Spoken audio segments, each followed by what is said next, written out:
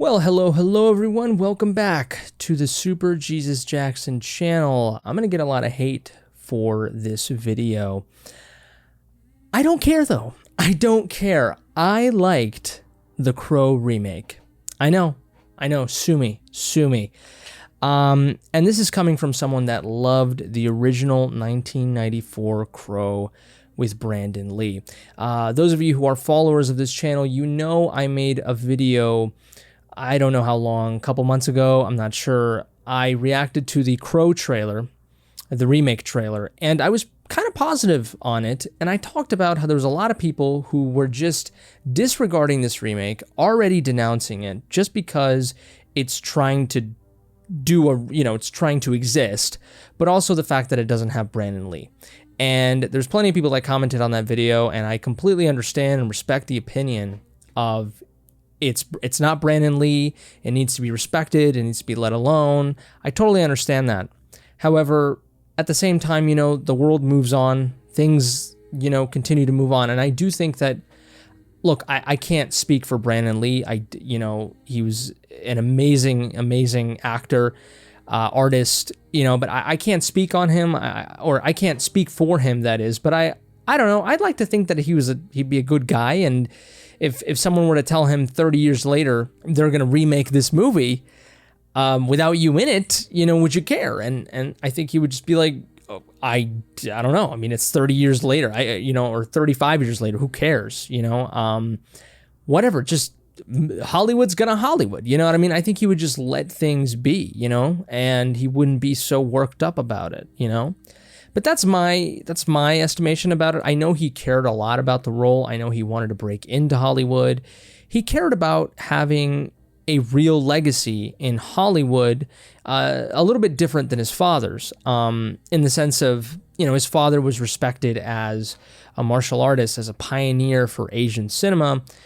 However, Brandon Lee, I think he wanted to be an actor. He wanted to be viewed primarily as an actor, right? And so, I don't know. I don't know. I can't speak for him, but he's long gone, unfortunately. Very, very unfortunate the way that he passed. But the movie that he left behind is one of the greatest films ever. One of the greatest, cult films, I think, really. Because there's plenty of people that recognize the cult nature of The Crow, but, they're like, at the same time, being like, it's not objectively the most amazing movie ever, but, it's a cult movie. That's the whole point of it, right? I think it's a masterful movie without the cult status. I think it's, just incredible. But this new Crow remake here, like I said, I was kind of positive on it based on the trailer. My girlfriend and I went to go see it in IMAX. We reserved our expectations. We kept them sort of at bay. We said, look, we are willing to leave the theater if in the first 30 minutes we are absolutely disappointed and hate it already. But of course we didn't, because we are very, we try to be open-minded here. And we thought it was okay. We thought the movie was sort of doing so, because this movie, spoilers, okay, this video is going to have a crap ton of spoilers. This movie, it takes a little bit to get going. Whereas in the original Crow, Eric becomes the Crow fairly quickly in the movie. But in this one, they try to develop the relationship. They show us a little bit of, in real time, the relationship between Eric and Shelley. And so, we kind of had to stay for the first 30 minutes of the movie. And at that point, it's just like, all right, let's see where this goes. This movie is violent as hell. It is way more violent than the original movie. It is more faithful to the comics in that respect. It is gory as hell. It is the violence in this movie. The action is amazing.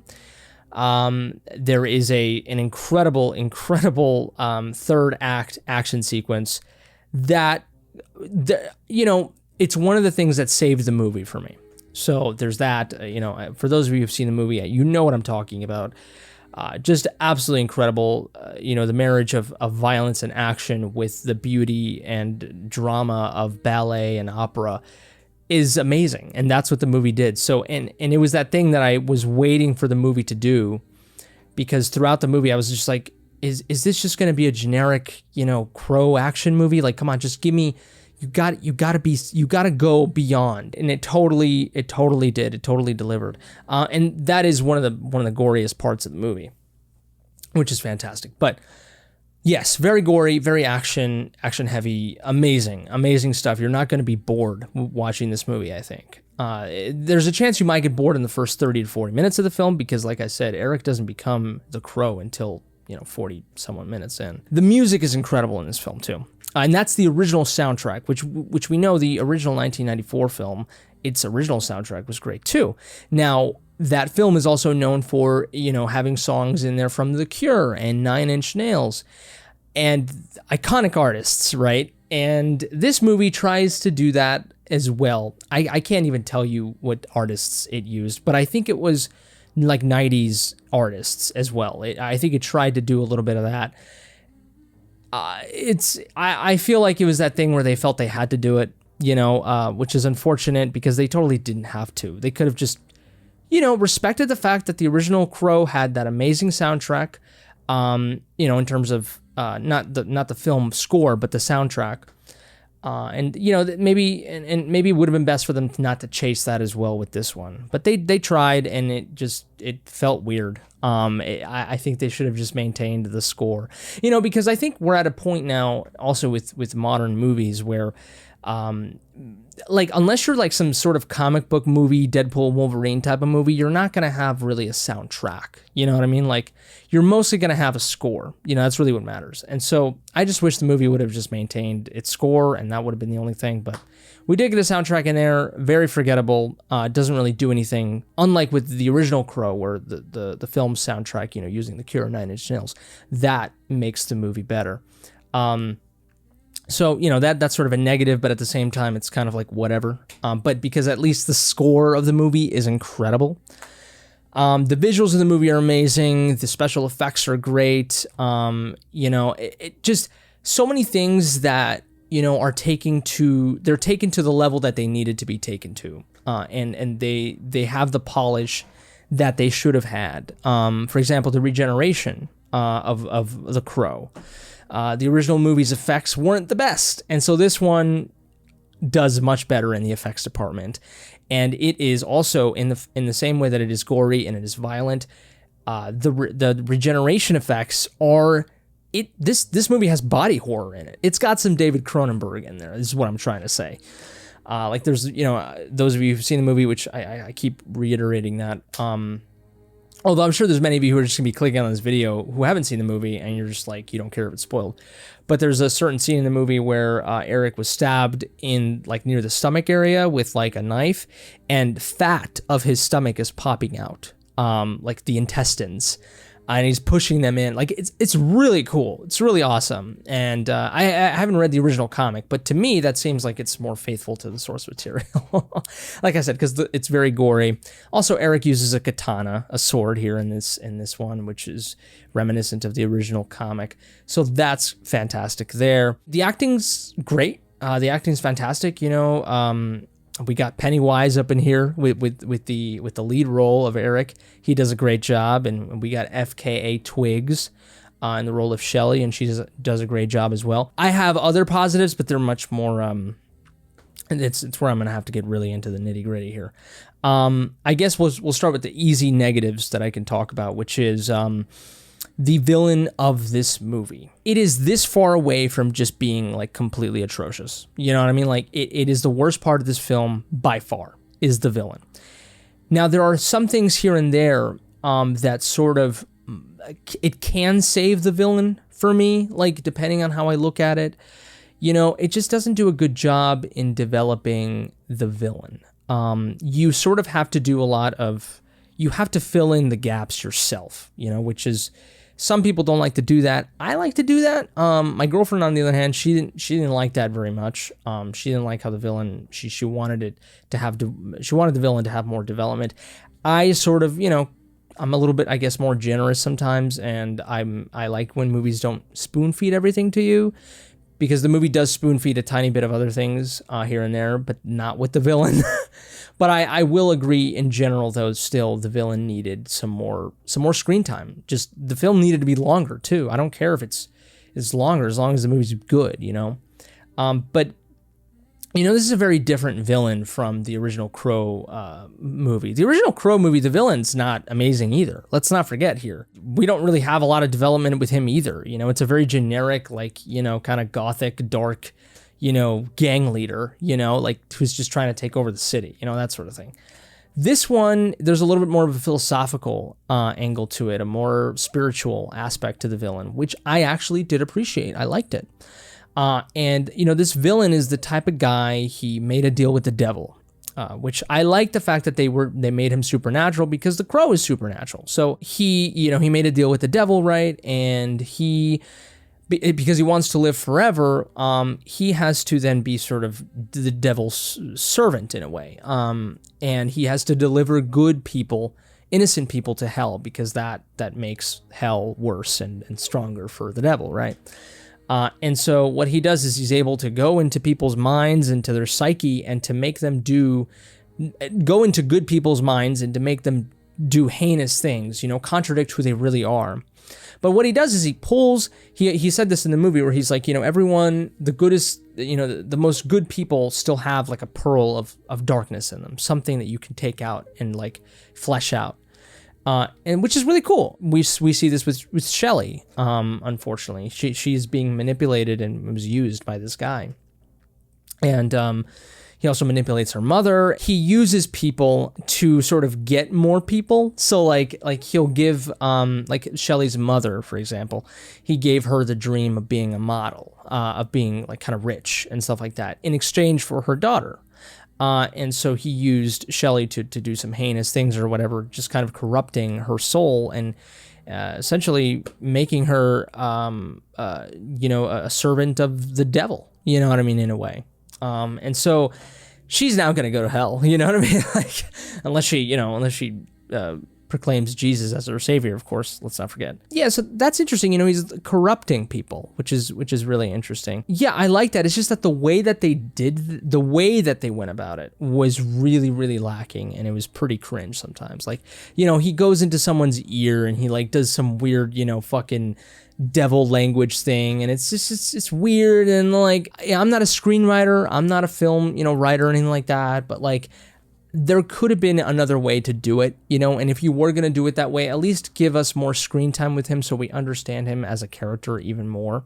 There's a few things here and there, you know, there's some contradiction in him, like he likes music and stuff like that. He likes sort of beauty, and there's the contradiction, right? He loves beauty and music, yet he's such a distorted, twisted guy, you know?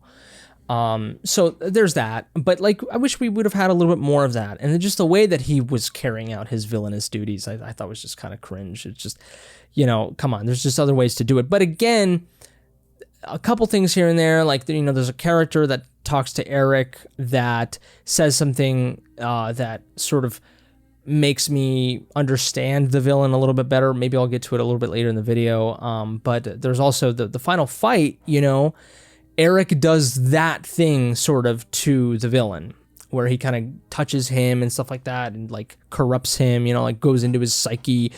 And so it's cool because it's similar to what happens in the original movie. You know, we see the original movie, we see Eric touching the guy, and kind of Eric has this ability to transport pain, you know, or suffering, and he's able to transfer it to another individual, or when he touches someone else, he's able to see the world through their eyes in the same way that he sees through the Crow, which is interesting in that version of the movie. So that's cool, and so that sort of makes its way here in the remake as well. But I guess I can talk about the thing with what this character says. So, you know, Eric, he goes to this theater to kill, you know, the villain.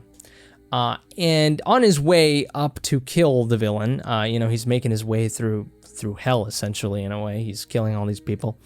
And then he reaches one of the accomplices of this villain. And she says to Eric, "You remind me of him, the way that you look, your darkness, you know, but the difference between you and him is that he hides it better than you do."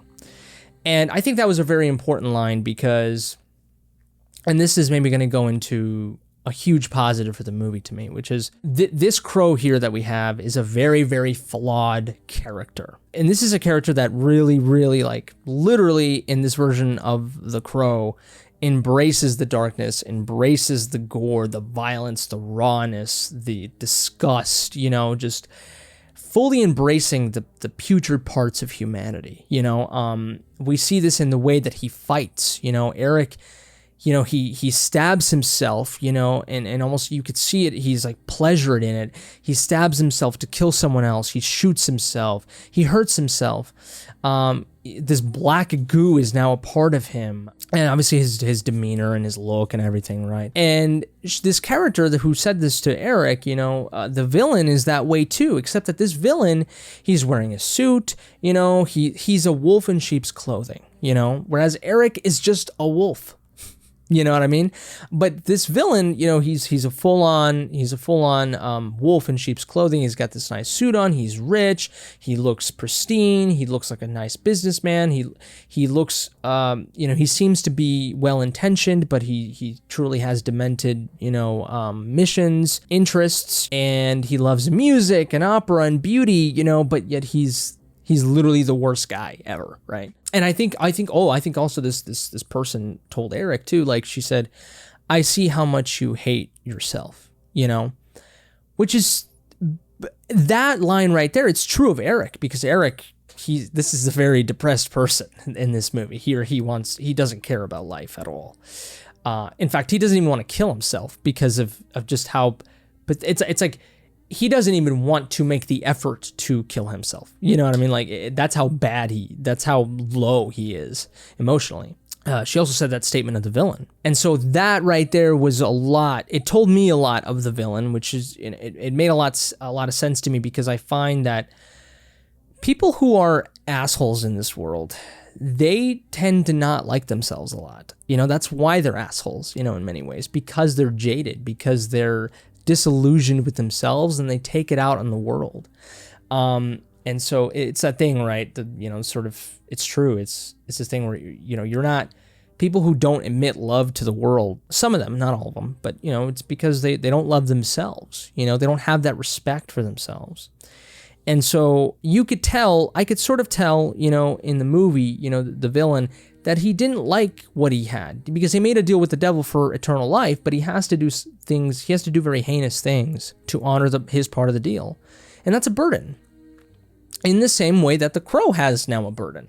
You know, and so very, you know, a lot of parallels between the villain and the crow, thanks to the dialogue of this one woman. And that made me kind of piece a lot of things together and made me understand the villain a little bit better. But still, you know, a very unfortunate way to execute the villain, I think. And that still doesn't take away from the cringe of him going to someone's ear and being like, whatever. But, you know, I don't know. I don't know how else I would have done it. Maybe, like, it would have been cool for him to, like, touch someone and, like, we go into the psyche, kind of like Deadpool and Wolverine, like what Cassandra was doing, where, like, he kind of goes into someone's mind and he's able to, like, you know, pinpoint something evil in their past, and he's able to kind of like, and he says all the perfect words, you know, kind of like the serpent in the Garden of Eden, right, where he says all the perfect words to lure someone to do something evil. I think that would be brilliant. That would have been cool. It would have extended the runtime of the movie, but I think it would have been a better way to execute his villainous ways, other than what he was doing, because it was kind of cringe. But you could tell that that's what he was doing. It's just that I just wish they would have actually shown it, you know, instead of just kind of half-assing it. Now let me move into something that's a little bit more in the gray area before I actually go into the positive. Eric and Shelley's relationship. In this movie, they're both very flawed people. You know, in the original Crow, we see that these two people are a little gothic, a little edgy, you know, they kind of like probably the witchcraft shit, you know, you could kind of assume, but like just the way that their house is and stuff like that in the original film. But like, overall, you saw them as pretty pure people, very principled people. Here in this remake, you know, they're doing drugs and stuff like that. They're not the best of people. I mean, they're not like hurting innocent people, but like, you know, they don't treat themselves the best. They're very, very depressed. I mean, just like completely on the low, you know, which is not a bad thing or a good thing, but it is what it is. But, you know, I don't know. It just, to me, Eric doesn't seem like the type of guy who's going to go out there and save a kitten. You know what I mean? Whereas, like, I could see that a little bit more with the original Crow. So in this one, Eric is not really a superhero. he's a really, really, really heavy anti-hero. But, you know, some people might not like that. But it is what it is. And so with that, because the fact that Eric and Shelley are not as pure as the original Crow, their relationship is a little bit less important to me, you know what I mean, in a way, but maybe that's just me, you know, and how the fact that I don't sympathize with people who do a lot of drugs. But I appreciate the film doing that, though. You know, I like the fact that it was trying to do something different, which this is something I will say a lot in this video, which is I like the Crow remake because at least it tried to be different, you know. And so this is one of the things that was different, is that they, number one, they tried to actually build a relationship, give more runtime, genuine, you know, real-time runtime to the relationship between Eric and Shelley, and also made them both extremely flawed. But also they still gave some depth because Shelley is the most hopeful between the two, between Eric and Shelley. And it was because of Shelley, really, ultimately, that Eric wanted to do the right thing. You know, because without Shelley, he honestly would not care. He would care less what happens to the world. He would care less what happens to her. But because of how she gave him hope, you know, in some sort of way, he was able to then save her, you know, have the willingness to save her, and to understand the rule, not the rule, but the morality of self-sacrifice. The biggest positive of the movie to me is that they gave the Crow an arc. In the original Crow, Eric was perfect. He was already the Crow. I mean, he was already like willing to sacrifice himself. He cared about life. He cared about, you know, giving people hope, and he was a good guy, you know. In this movie, and they set it up a little bit with the initial scene of Eric. He had a terrible childhood. You could tell his mom was a junkie, and he ended up burning his house, or she ended up neglecting the house and it burned down, and like whatever happened, he did some messed up shit. Like, you know, and they sort of allude to it between a conversation with Shelley and Eric, and how Eric asks Shelley, you know, what's the worst thing you've ever done? They sort of allude to it in a sort of flashback scene where, you know, when Eric was a little boy, his home was burned down. I would not be surprised if he was the one who did it. I don't know. Or it just happened, whatever. Eric is a very tormented, hurt individual, where he pretty much has no hope. And he has no will. He doesn't care about self-sacrifice. He has no purpose. That's ultimately what it is. He has no purpose. He meets Shelley, and that pearl, which is interesting because it's the opposite of the villain, where Eric is mostly darkness, but he has that one pearl of goodness. Shelley is sort of, it's, you know, she's a little bit, she has a lot of the darkness that Eric has, but not as much. But the other people that the villain was fucking with are pure people that have that nugget of darkness. But Eric is kind of the opposite, you know what I mean? And so, but Shelley was able to bring that pearl of goodness out of him, you know, but there is hope in him, but he has no purpose, right? He meets Shelley, he finds purpose, right? But even so, he's not perfect. He gets the ability, he gets the Crow's abilities, right? But then he fucks up. He's not doing it right. He's being careless, you know. Another thing that this movie does, and I'm not sure if it's in the original comic, I'm not sure, but it's definitely not in the original Crow, which is that the more that Eric doubts the love between him and Shelley, or the more that Eric doubts the love that he has for Shelley, the weaker he becomes, the weaker he gets, which is very, very interesting, right? And so because we know that, you know, at the end of the day, love is, the Crow is a story of love. It's a Romeo and Juliet story, which is actually another thing that I'll talk about. But Eric, he ends up doubting Shelley because, you know, he saw this video, which is kind of whack, but he saw this video of her doing something really shitty because of what the villain made her do. He made her kill someone. And so Eric saw that, and he was like, oh my God, like, maybe she is terrible. Maybe she's an awful person, right? Even though, like, Eric is a fucking dweeb. Like, you know what I mean? But like, you know, he starts doubting her love, you know, or the love that he has for her. And then he gets shot. He goes back into the sort of, you know, between heaven and hell world. And the guy, the sort of Grim Reaper guy, mediator guy tells him, look, dude, you're doubting love. You're not worthy of the crow's powers. You had the powers, you're being careless, you start doubting love, because, we know the story of why the crow exists, right? It's to do justice, it's to enact justice on something that is so heinous, that the soul cannot rest, that sort of thing. And so then the crow, he makes a deal, with this person, in the same way that the villain does. But the crow's pact is pure. It comes out of love and it comes out of sacrifice, right? So again, there goes another duality between him and the villain, which I think is interesting in this movie. This is another thing that they were changing up in this one, which is that originally the crow, Eric here in this movie, he was going to be able to save Shelley, and both of them were going to be able to go back to the real world to make things right. And both of them were going to be able to live happily ever after. But because Eric was an idiot and he started doubting love and he took it for granted, this second opportunity that he got, because he's a flawed person. And it's interesting because he ended up contradicting, sort of what Shelley told him, which is, when it gets hard to love me harder, that sort of thing. But he fucked up on that. He messed up on that.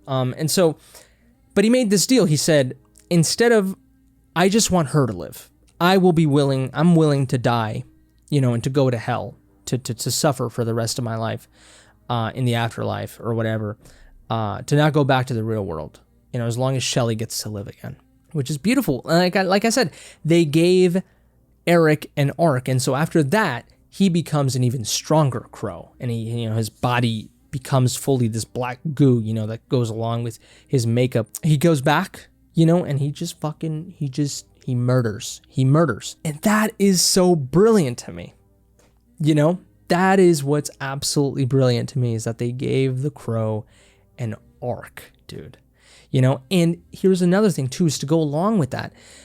The movie, up until that point, which that part is sort of the beginning of the third act when he decides to make that full decision to sacrifice himself.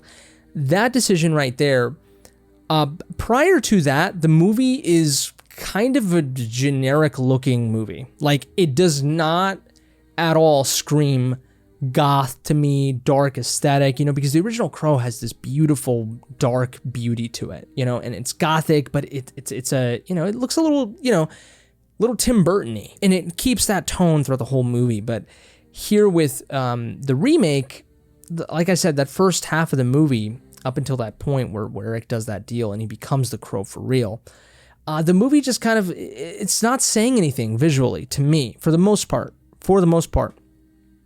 But then he does that deal, and then after that, everything changes. The movie becomes darker, it becomes grittier, it becomes hard to even see sometimes. Like, you're seeing what's on screen, and you're like, it's kind of hard to see what's on screen. It's literally dark, like, and it looks a little grainier even.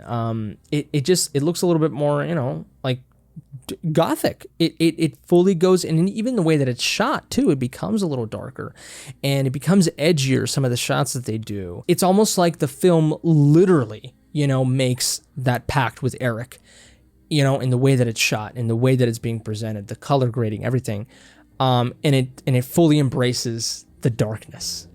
And it was a deliberate choice. There's no other reason for it, because like I said, up until that point, the movie was generic to look at. It just wasn't dark. It was bright, it was kind of colorful, at times.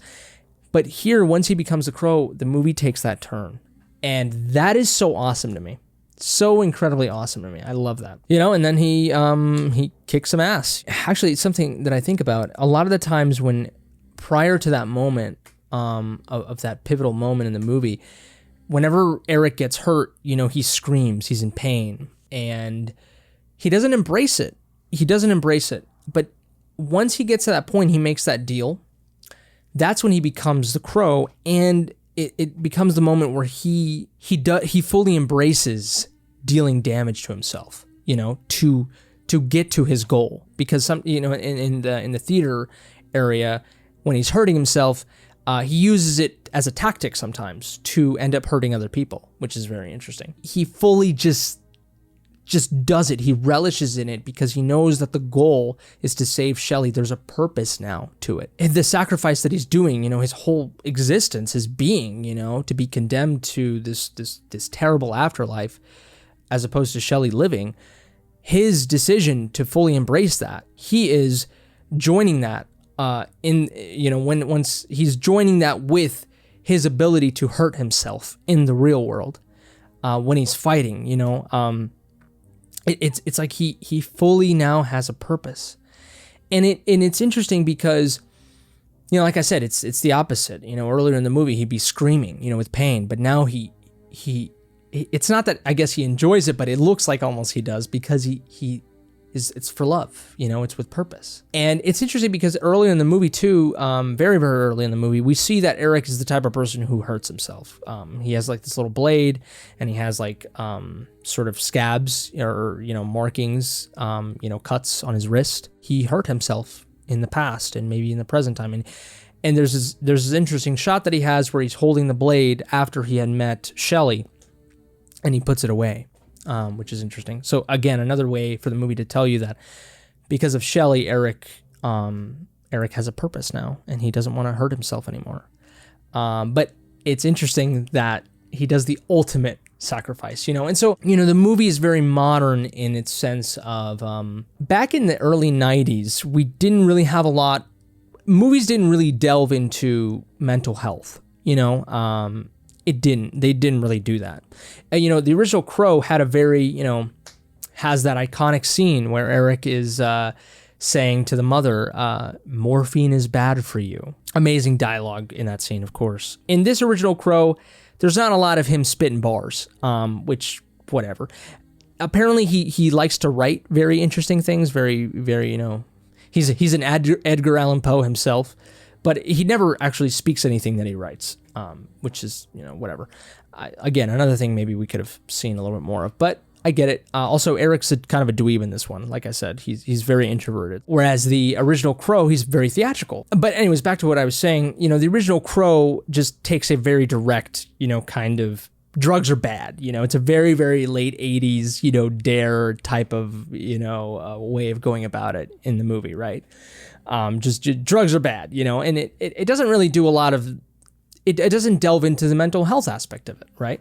This movie, drugs are just a part of these people's lives, because drugs are they're not taken as seriously anymore, drugs, as back then in the early 90s, late 80s. Mental health, though, is fully being, it's fully understood now, to the nth degree, I would say. And so this movie, delves into that, the mental health of self-harm, of worthlessness, of the feeling of meaninglessness, this feeling that you're not enough, that you hate your body. It's interesting. At the same time, there's this duality with Eric because he hates his body. He's hurting it. He hates himself, but he also puts art on his body, which is very interesting. And it goes along with what Shelley likes about him, which is that he has this, he's brilliantly broken, as she says it. And on the contrary, Eric says to her, what I love about you is that you just have this aura, this very magnetic aura where it's difficult to not look at you, because you shine so beautifully, which is interesting. And I like how Eric, when he becomes the Crow, he becomes the opposite. He's ugly to look at. Very interesting stuff. But so this movie, it goes in line with what I talked about in a previous video, just how a lot of movies today, when they're sequels or remakes of older properties, they try to copy what that movie was when it came out, right? Like Alien Romulus, right? It's basically fucking aliens all over again, and it's like that Aliens worked because of the time that it came out, and it's also a brilliant movie today still. But you can't just take it out, entirely out of the context of when it came out. But it worked for that time, and it still does today. It's a brilliant film, but we've seen that before. It's not adding anything, to communicate and to be a mirror of our world today. Whereas at least this original Crow, while a remake, and while it does occasionally try to do things that the original did, for the most part, it tried to do something new. It added new elements to it, things that we have not seen before in a Crow movie. Like I mentioned before, the regeneration, the way that they do the regeneration, the arc of Eric, the flawed nature of Eric and Shelley, and the gore, the violence, and the mental health aspect, the feeling, that arc, because nowadays his arc really speaks to me, this idea of you just having no purpose, not meaninglessness, the fact that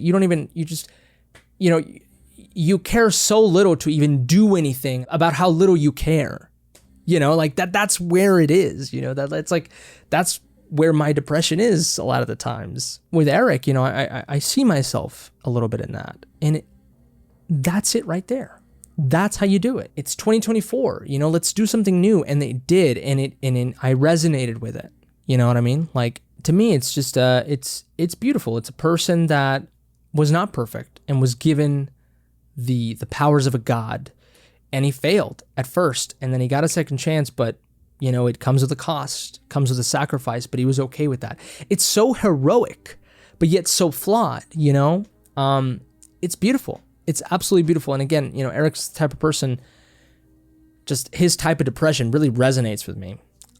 Just this feeling of just like nothingness, it's just like of purposelessness, meaninglessness, that is, but him willing to sacrifice himself, and almost kind of fully, and just kind of relishing in that pain, embracing that pain. It's very Jesus Christ-like. So I love how interesting it is, because, the original Crow is think of it like Superman, think of like, what Zack Snyder was trying to do with Superman in Batman v Superman and Man of Steel is this Crow remake. And then Christopher Reeve's Superman is the original Crow, the original Crow is he's just perfect, like he has no flaw. He's this pure person, which is great. I love, people that I look up to, I love those types of figures, these idealistic figures. But at the same time, I like to have a little bit of contradiction. I like to have a character who's a little bit flawed, who I can see myself in, but who does things that I look up to as well. I love that. And that is what this Crow in this remake did. Making the sacrifice, giving up life, being able to be willing to fight for someone, and that you're going to be condemned to hell, or to a terrible afterlife at least, without the love of your life, because of love. It's brilliant. It's just brilliant. And it's a very Romeo and Juliet tragic type of love as well. Except this time, both of them don't die. And then I guess this brings me to my last point, which is the relationship between Eric and Shelley, and I'll add a little bit more to it. It's a very Romeo and Juliet type of love. The original was as well, very literal, because they both died, of course. But in this remake, even though Shelley ends up living at the end, it was Romeo and Juliet up until the point where she wakes up, and she doesn't kill herself afterwards. She looks at Eric that he killed himself, or that he died, and she understands that Eric sacrificed himself for her. It's up until literally it's Romeo and Juliet up until that point, but metaphorically, and actually the way that the movie begins and the way that it builds the relationship between the two, it's a very Romeo and Juliet type of love as well, because they both only meet, and for like, I don't know how long they were together, but they were not together for years. They weren't married. They were in this very, very, very excited honeymoon phase, and that's very Romeo and Juliet as well. So that kind of goes in line a little bit with my original dislike, kind of the way that they did Eric and Shelley's love story here, where I was like, I don't know, I just don't really buy it. I don't really buy their love. Like, they're so infatuated with each other, but like, why, But, and they say things here and there that make you understand why they see each other this way. But also, you have to think about it, is that it is a very honeymoon phase type of love. And that's what happens, is it's lust, and they have sex and stuff like that, and they do drugs, and they do all this shit, and they're like, we're going to be together forever. And that's the love that you have with someone when you're, young, dumb, and stupid, and and and infatuated, and that's what that is. And it's interesting how in the original Crow it is a honeymoon type of love as well, because it was right before they were going to get married. So that's interesting. But those are my thoughts on The Crow, the remake. And it's a shame that not a lot of people are seeing it this way. But it is what it is. People think differently. I just wish I'm not asking for people to think of it the same way that I do. I don't know. I just feel like this movie didn't even have a chance. People didn't give it a chance. And it's a shame because I think it's a pretty good movie, and it does things that are audacious, and it really resonated with me as a person. And at the end of the day, like, that's why I go to movies, to feel something more, to be challenged, to see something that really resonates me and that moves me. And The Crow did that. It's not a perfect movie, but it moved me. And that to me is a good movie. So, again, such a shame, but I want to know what you think. Let me know in the comment section below. Please be respectful. Just if you disagree with me, just, say why, and we can have a healthy conversation. I welcome all the disagreement. Trust me, I do. I've gotten a lot of it. But if you like the movie too, obviously, please comment down below. Tell me why. Subscribe to the channel if you enjoy this content. You want to see more stuff like this. More movie reviews, I guess. Long form movie reviews. Give this video a like if you liked it. Dislike it if you didn't. Share with your Crow loving or hating friends if you will. If it's your birthday, happy birthday to you, you beautiful creature. But I think that's it for me. You all take care. Stay safe. And until next time, I love you.